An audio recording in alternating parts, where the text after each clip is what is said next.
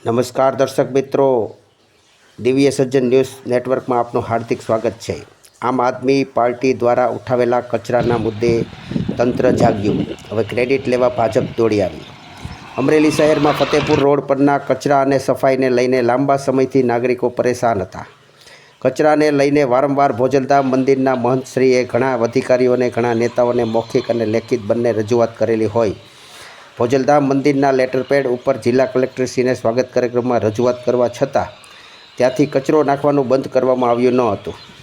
ભાજપના નેતાઓ અને તાલુકા પંચાયતના પ્રમુખ અને જિલ્લા સદસ્ય ફતેપુરના રસ્તે અવારનવાર 3 થી 4 વાર નીકળતા છતાં કોઈને તે ગંદકી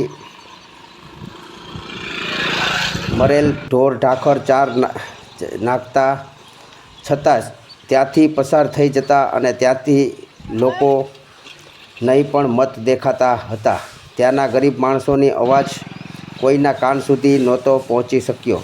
જ્યારે શહેરના વિવિધ વિસ્તારોમાં સફાઈની ભયાવહ પરિસ્થિતિ સામે પ્રેસ મીડિયા અને આમ આદમી પાર્ટીના જિલ્લા પ્રમુખ શ્રી નિકુંજભાઈ સાવલિયા દ્વારા તંત્રને પ્રશ્નમાં લેતા ઉગ્ર અવાજ ઉઠાવવામાં આવ્યો હતો। આ મુદ્દો પત્રકાર પરિષદોમાં લઈ જનતાના મંચ સુધી પ્રવર્તતા તંત્ર પર દબાણ વધ્યું અને તંત્રને કાર્યવાહી કરવાની ફરજ પડી અને હવે જ્યારે જાગૃત નાગરિકોની દબાણના કારણે થોડું કામ શરૂ થયું અને ત્યારે ભાજપના કેટલાક લોકોએ આ કામગીરીનું ક્રેડિટ લેવાનું ઘોર કોશિશ શરૂ કરી રહી છે।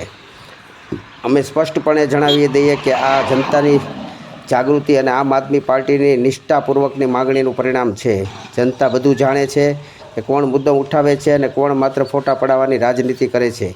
હવે છુપાવવું શક્ય નથી। આમ આદમી પાર્ટી અમરેલી જનતાના હિત માટે લડી રહી છે અને લડતી રહેશે। ક્રેડિટ માટે નહીં પરંતુ પરિણામ માટે અમારું વચન છે। કોઈપણ જનહિતના મુદ્દે અમે ચૂપ ન રહીશું। જોતા રહો અબ્દુલ કચરા સાથે દિવ્ય સર્જન ન્યૂઝ નેટવર્ક। ફરી મળીશું નવા સમાચાર સાથે।